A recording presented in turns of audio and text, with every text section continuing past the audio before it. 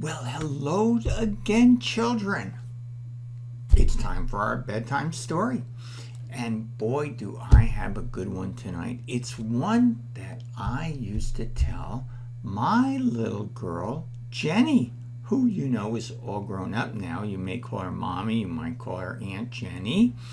But this was one of our favorite stories to read when she was a little girl. And it's called Petunia, and it's the story of the proud goose. Okay? So why don't we get started reading it? So here is our Petunia. Petunia by Roger Davidson.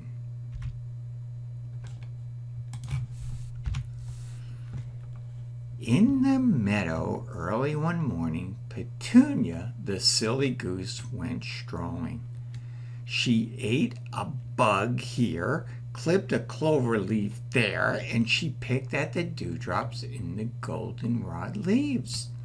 Then suddenly she saw something she had never seen before in the meadow. What was it? Do you know what that is, children? I bet you do. Petunia stole closer and closer and sniffed at it from all sides. By goosey gander, she said, it does not smell like food for a goose, but I believe I have seen such a thing before. Yes, I have seen one under Bill's arm when he comes out of school. It's a book. That's it, a book. See, she figured it out. Come to think of it, just the other day, I heard Mr. Pumpkin telling Bill that books are very precious. That means they're worth a lot. He who owns books and loves them is wise. That is what he said. He who owns books and loves them is wise, repeated Petunia to herself, and she thought as hard and long as she could. Well then, she said, if I take this book with me and love it, I will be wise too, and no one will ever call me a silly goose again. So Petunia picked up the book and she went off. She slept with it, she swam with it, and knowing that it was so wise, Petunia became quite proud. And prouder, and prouder, and so proud. Look at her neck is stretching out. That her neck stretched out several notches. It was King the rooster who first noticed the change in Petunia. He said, maybe Petunia is not so silly after all. She has a book, and she looks so wise. She must be so. And the other animals began to think that Petunia was very wise too.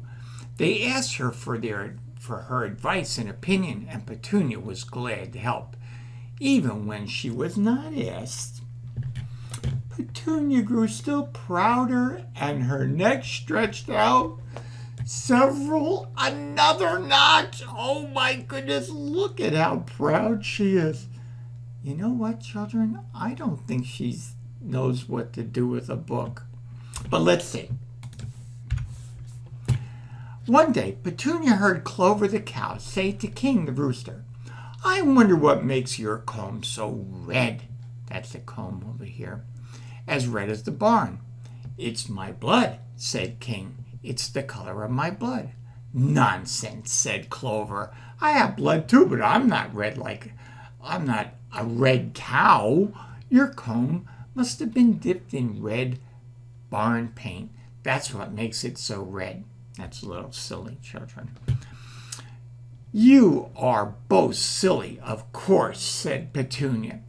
King, your comb was stuck on by the farmer so he could tell you from the hens and know who lays eggs and who doesn't. Plastic comb, I'd say. And so King never again shook his proud comb in song, 'cause he was afraid it would fall off. Poor sad rooster. That's the rooster. But Petunia had other things to do, you know. At the chicken coop, Ida the hen was cackling excitedly among her chicks. "Oh, Petunia," she said, that's the hen.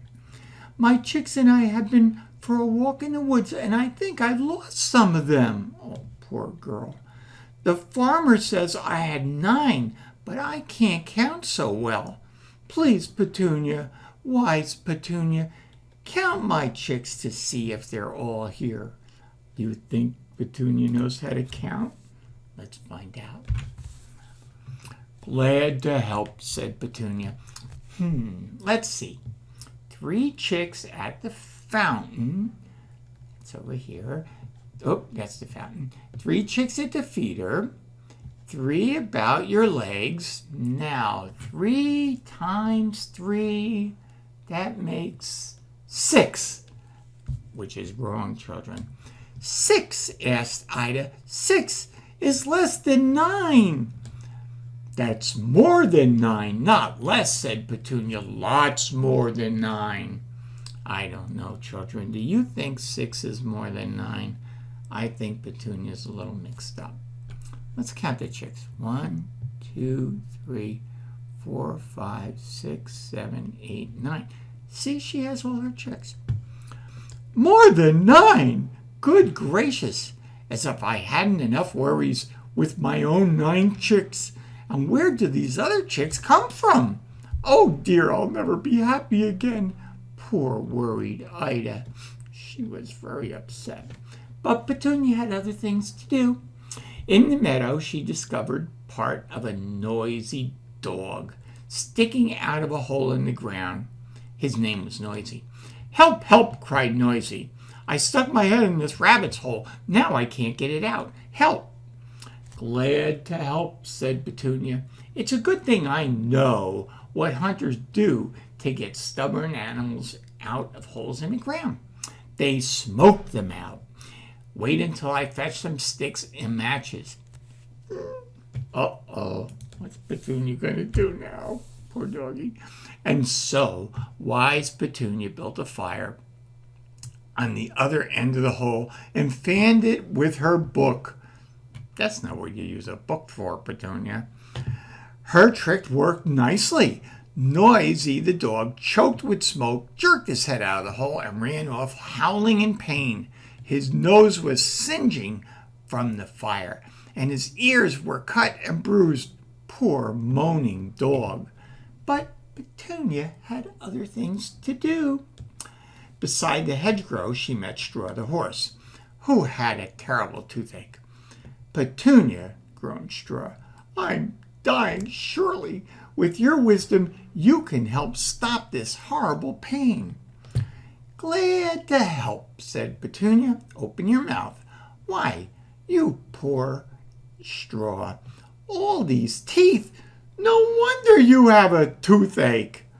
Oh, she thinks he has too many teeth. How silly. "Look at me.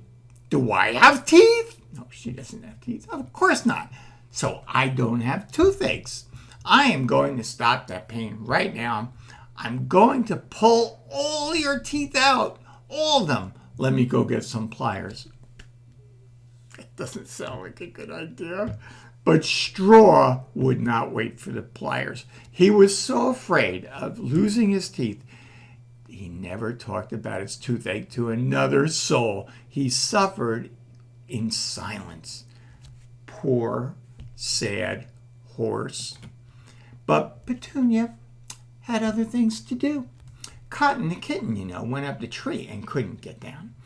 While he meowed and meowed, his friends finally called, "Petunia!" "Glad to help," said Petunia. "I know just what to do. Since none of you is tall enough to reach Cotton, all of you will do it together. Okay, now Donkey on top of Clover, Pig on top of Donkey, and so on. Simple." Sounds like that could work, children. Let's see. So Donkey climbed on Clover. See, that's Donkey. He's on Clover, the cow. Pig on top of Donkey. Goat on top of Pig. Sheep on top of Goat. Piggy on top of sheep, turkey on top of piggy, duck on top of turkey, hen on top of duck. Suddenly Clover, that's Clover, cried out, "Stop! My legs are feeling wobbly!" And she sat down. Guess what happened when she sat down? And Donkey and the rest fell into a heap.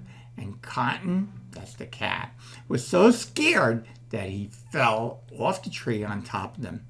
They were all full of bumps and bruises. "Well," said Petunia, "Cotton is down." So he was, but he was a poor, bruised kitten.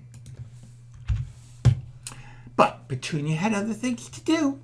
Getting prouder all the time, she felt her neck stretching out. Oh my goodness, it stretched out so far we can't even see her face. She now wandered down the meadow where she found some other friends gathering around the box. "Oh, wise Petunia," they said, "we found this box in a ditch beside the road. Maybe it's food." "Petunia, please tell us what the writing on it says." Let's see what it says. Uh-oh, danger. Firecrackers. Let's see what Petunia thinks. "Glad to help," said Petunia. "Now, let's see. Why, it says candies." That's what it says on the box. "Yes, candies. You may eat them, of course." Oh, no, don't tell them that, Petunia. No sooner had Petunia given the word than several greedy mouths tore up the box and grabbed the candies out of it. And, what do you think happened? Boom! Oh, Petunia, that was not good advice. More kaboom. What a sight the animals were. Some were burned. Oh, look at the poor animals. And some were bruised. Straw still suffered in silence. That's the horse. Noisy still moaned. That's the doggy. Where's the dog? There he is. Ida still worried about her chicks. There's Ida. And King still brooded over his comb. That's the chicken. The rooster with his comb is this part here. All the barnyard was in trouble. And all because of Petunia. Oh, Petunia's pride and wisdom had exploded with the firecrackers. Oh, look at poor Petunia. Her neck had shrunk all the way back to its regular size, and she was all bandaged up.